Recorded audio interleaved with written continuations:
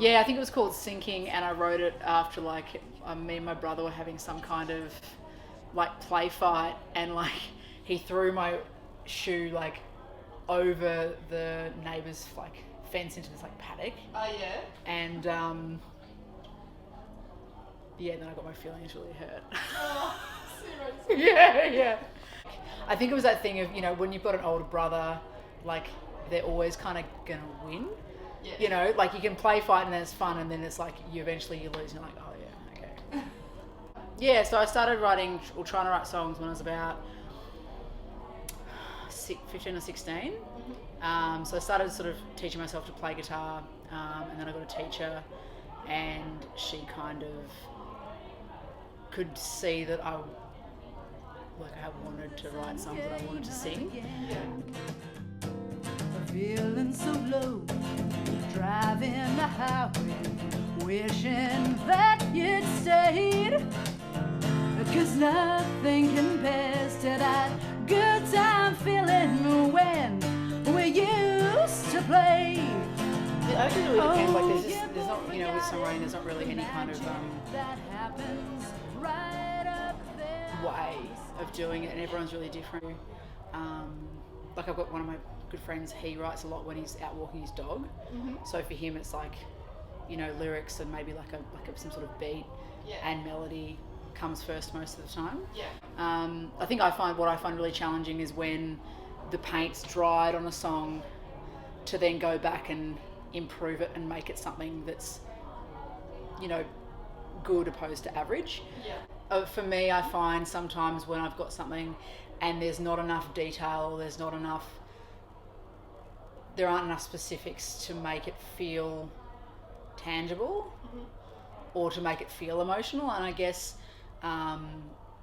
with the last album I did, which was called Inner North, that whole album, my kind of aim as a writer was to have songs that were going to stand up as an acoustic performance.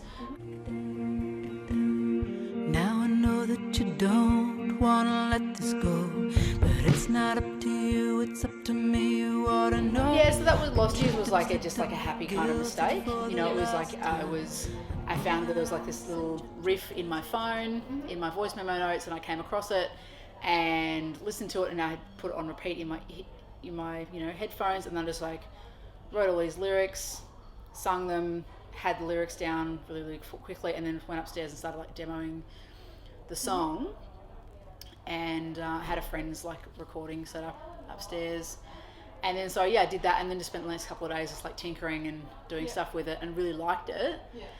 Drums was my first instrument, so I studied drums at high school, and then I went to Melbourne Polytechnic for 2 years, and then Victorian College of the Arts for 3 years. So that's when I said drums is my trade. As a drummer, yeah. So drums is my trade, is like that's my main instrument. Yeah, as a profession, yeah. So that's my main instrument. You know, if anyone who's studied drums and percussion, you know, you spend a lot of time playing to a metronome. You spend a lot of time practicing subdivisions, changing between subdivisions, playing, you know, practicing playing on the beat, in front of the beat, behind the beat. So there's a lot of practice and a lot of work that goes into that. And so naturally, like when I play rhythm guitar, I approach that in the same way as I'd approach learning to play a groove or learning to play a drum part. Tried so hard to make you stand up and be my man. But I had this thing happen in the studio with my last album where we were tracking it live as a band, and we ended up keeping a lot of stuff that we tracked at that time, and we're doing this song called Stand Up and Be My Man, and you know, it was a live take and everything, and like, you know, Jeff Lang, who was recording the record, was like, yeah, it's great, and you know, Justin Olsen, the drummer, was just like, he was like, oh, that was awesome, it was a great vocal take, and I'm sitting there going, we listened back to it, and I was like, yeah, I really don't like my vocals. Everyone's like, what's wrong with you? Yeah. And, you know, all it was just that my voice was loud and that it didn't have reverb on it. The closest that I've come to doing something like really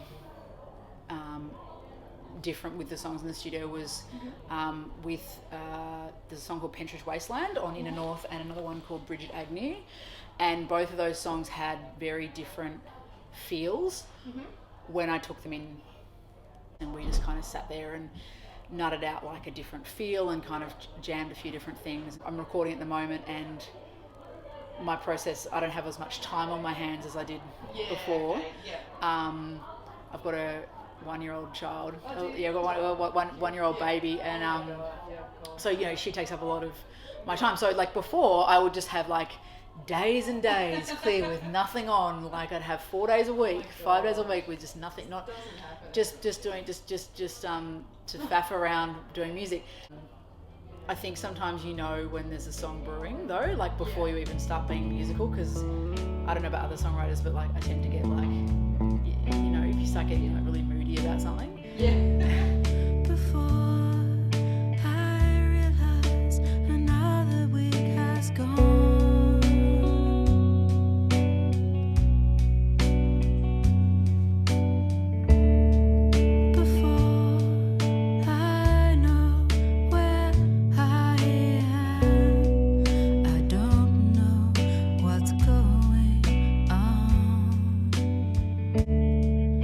I think so. Like when I finished high school, like I really wanted to do the songwriting thing, but I had a lot of mental health issues leaving school, and so when I was doing this music course, you know, studying drums, I gravitated to sort of all of the songwriters in the course, and I'd play drums for them because they were kind of doing what I wanted to do.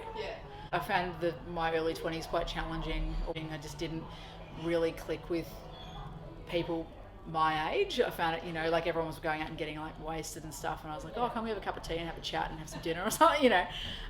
So became friends with sort of, you know, had older friends at TAFE, and that was really great. And then and I think for a long time, like, I mean, that's how my band, the Stilsons, was kind of started. Is, you know, Justin Bernasconi, who's my partner, he, you know, had this band and stuff like that, and I really loved his songs. They were looking for a drummer, and I joined the band, and that's how that kind of started. Water birds warbling, my babes ate It was pretty their intense, bread. because like we would And really, you're partners, right? we're partners, so we like really fight our corner about like what we wanted. You know, and ultimately, like, I kind of ended up having the last word because I ended up recording it on my album, which meant that if there was a couple of very, very small things that I wanted to change, which he didn't want to change, but it was my record, so it was just like, well, I'm performing the song and you're not the one singing it, so I can do what I want. There was this very, very quick change from a B minor to a B7 leading into the chorus. Like, he didn't want to go to the B7. He's like, no, it doesn't need it. And I was like, no, it definitely needs it. You know, these are the things that you go to war over, as, you know. Yeah.